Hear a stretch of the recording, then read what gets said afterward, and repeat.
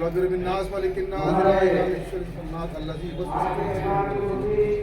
قال الله تعالى في شان حبيبه ان الله وملائكته يصلون على النبي عليه وسلم تسليما.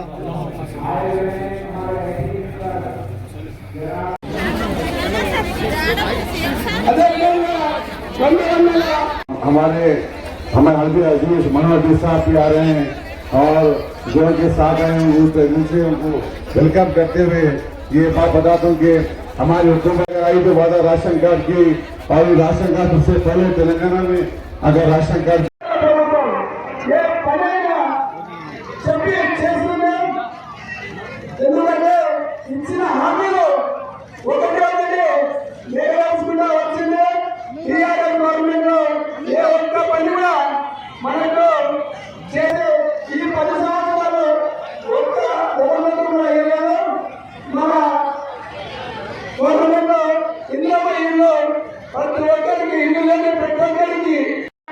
BRS उम्मीदवार को सिर्फ 12,000 रुपए, उसकी क्या वजह है?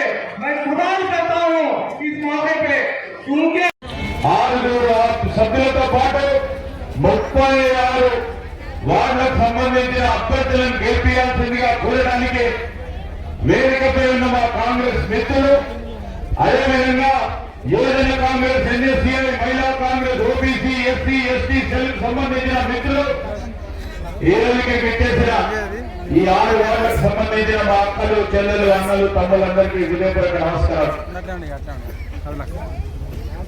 మీ అందరికీ తెలుసు, సరిగ్గా 2 సంవత్సరాల క్రితం మనోహర్ రెడ్డి గారు మీ అందరి పక్షాన మీ గొంతులో గొంతై ఆనాడు ప్రభుత్వం వచ్చినా ప్రభుత్వం రాకున్నా మీలో నిలబడతానని చెప్పి ప్రజా సేవకే అంకితం అవుతానని ముందుకొచ్చి గత 2 సంవత్సరాల కాలంలో ప్రభుత్వం ఏర్పడ్డ తర్వాత తాండూరు నియోజకవర్గంలో కానీ ఈ మున్సిపల్ పట్టణానికి సంబంధించిన మౌలిక సదుపాయాల విషయంలో నిరంతరం ప్రయత్నం చేస్తూ మరి అకుంఠ దీక్షతో మరి ప్రజలకు మేలు చేయాలి, సేవ చేయాలని కాంక్షతో ముందుకు నడుస్తా ఉన్న మనోహర్ రెడ్డి గారి నాయకత్వంలో పనులన్నింటినీ కూడా వేగవంతంగా ముందుకు తీసుకెళ్లే ప్రయత్న భావంలో వారిని బలోపేతం చేయాలని కోరడానికి వచ్చాం. నేను జిల్లా ఇన్ఛార్జ్ మంత్రిగా ఈ ప్రాంతానికి 2-3 మార్లు రావడం, ఈ ప్రాంతానికి సంబంధించిన అనేక అభివృద్ధి కార్యక్రమాల విషయంలో నాతో పాటు ఇతర పెద్దలు, మా సహచర మంత్రివర్గ సోదరులను కూడా వారి ఇక్కడికి తీసుకురావడం జరిగింది.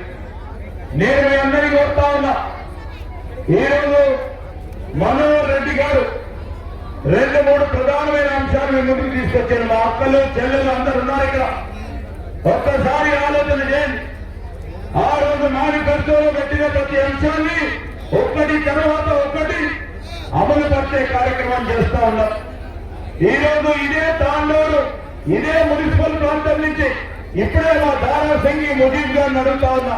ఇక్కడ మా అక్క, చెల్లి, ఆ రోజు మనోహర్ రెడ్డి గారు కాంగ్రెస్ పార్టీ తరఫున మేనిఫెస్టోలో భాగమైన ఆర్టీసీలో ఉచిత బస్సు ప్రయాణం చేయని వారు 2 సంవత్సరాల నుంచి ఎవరైనా ఉన్నారా అని అడిగాం. అందరూ కూడా బస్సులో ప్రయాణం చేసిన వారే. బస్సులో ప్రయాణం చేసినా లేదమ్మా మీరు? ఫ్రీ గెలిపిగా తిరిగి కొడతా ఉన్నా. ఈరోజు ప్రతి ఒక్కరు ఈరోజు గుడికో, మస్జిద్కో, లేకుంటే అవసరం నిమిత్తం ఆసుపత్రికో, పిల్లలు చదువుకుంటే చూడడానికో, అమ్మగారింటికో, అత్తగారింటికో, లేకుంటే బంధువుల ఇంటికో మేము పోయినా లేదా, ఫ్రీ బస్సు ఇచ్చినామా లేదా, ఇదే మనోహర్ రెడ్డి గారి నాయకత్వంలో మీకు అందరికీ కూడా ఉచితంగా ఆర్టీసీ బస్సు ప్రయాణం కలిగించాం. మీకు కలిగిస్తే మీరు ఒక్కసారైనా బస్సులో ప్రయాణం చేసి మీకు విశ్వాసం కలిగితే ఈ 36 మంది అభ్యర్థులను నేను తప్పకుండా కాంగ్రెస్ పార్టీ కొట్టేసి ఆశీర్వదించమని కోరుతా ఉన్నా. మీ అందరికీ చెప్తా ఉన్నా, ఇక్కడ వచ్చిన వాళ్ళు ఒక 2% 3% విద్యుత్ ఛార్జీలు పెరిగితే, కరెంటు ఛార్జీలు పెరిగితే మేము కానీ జాదవ్ సింగ్ కానీ మా మిత్రులు ధర్నా చేస్తే విద్యుత్ ఛార్జీలు పెరిగినాయి.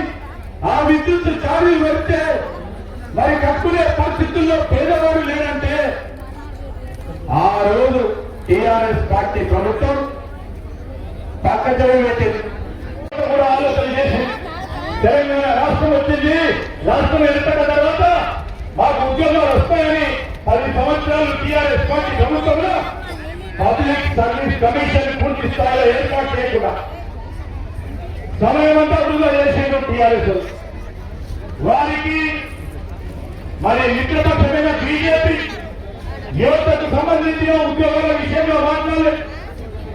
వారికి ఏ విధంగా ఉద్యోగాలు కల్పించాలని ఆలోచన చేయలేదు.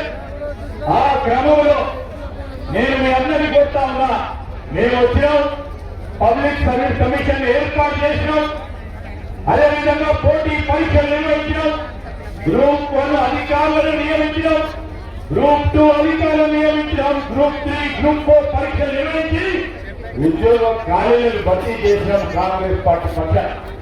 ఇంకా రాబోయే కాలంలో యువతకు సంబంధించి మరి జాబ్ క్యాలెండర్ ని పెట్టి ఈ రోజు యువతకు సంబంధించిన ఉద్యోగ ఖాళీలను భర్తీ చేసే మరి దేవాలయాలు కానీ, ఇక్కడ ఉన్న మస్జిద్లు కానీ, ఇక్కడ ఉన్న చర్చిలు కానీ, ఇక్కడ అన్ని వర్గాలకు సంబంధించి వారి ప్రార్థనా స్థలాలకు సంబంధించి మనోహర్ రెడ్డి గారు ఒక ప్రణాళిక సిద్ధం చేసుకొని ఆధునీకరణ చేయాలి.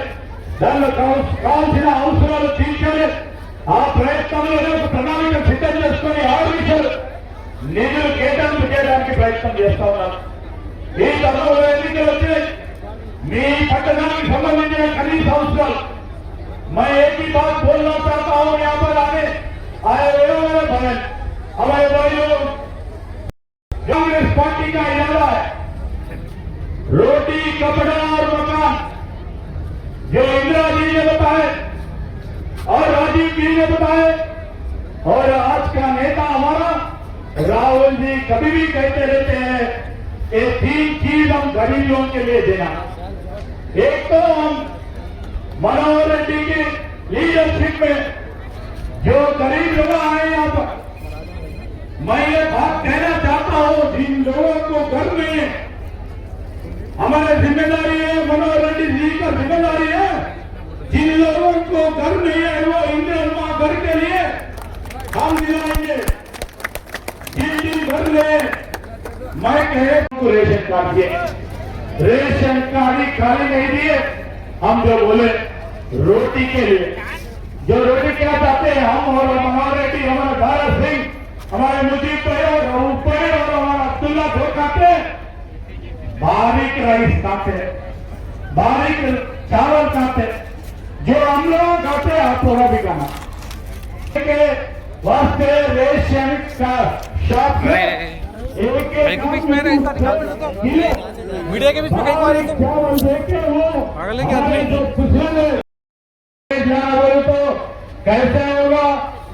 ये तांडोर म्यूनिसिपालिटी का चेयरमैन कांग्रेस पार्टी का चेयरमैन बने तो मनोहर रेड्डी साहब दुगना मेरे पास आ सकते हैं, दुगना और 100 बार सीएम के साथ फाइट करके ये 550 लाएगा। इसलिए आप सोचो, काम होना वाला तो कांग्रेस पार्टी जिताइए, कांग्रेस का जीते तो हम कर सकते हैं। और जो काउंसिलर बनेगा हक से जाएगा मनोहर रेड्डी के पास, मनोहर रेड्डी जी ने हक से आएगा हमारे पास, हम दोनों मिलकर हक से जाएंगे सीएम के साथ। जब आएंगे 500-600 करोड़ के ये डेवलपमेंट जब चलेगी। मैं एक बात हूं, आप किसी दूसरे पार्टी के खिलाफ